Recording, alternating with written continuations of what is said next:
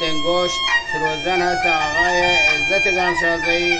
و شاعر هستن آقای علاداد گمشازه‌ای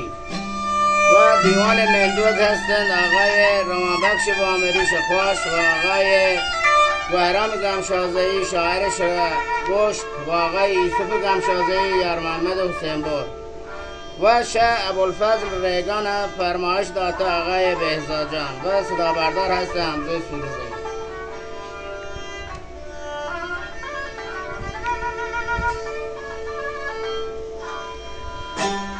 و شب دعوت هم نظر شانوازی فرمایش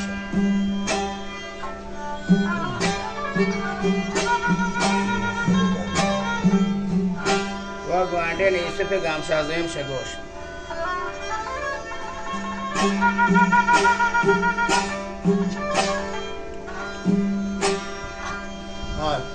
جن پوچانا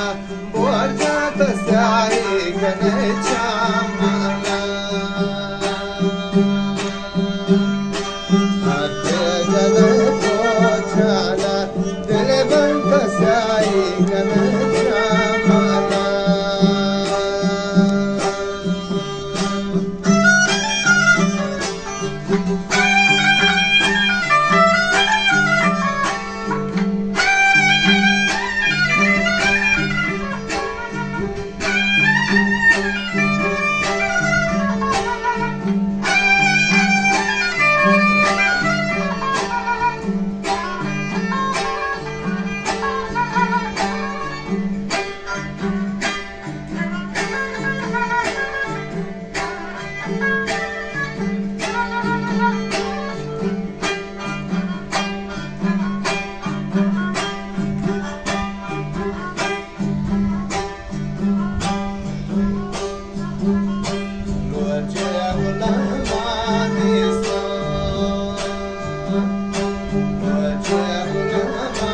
Is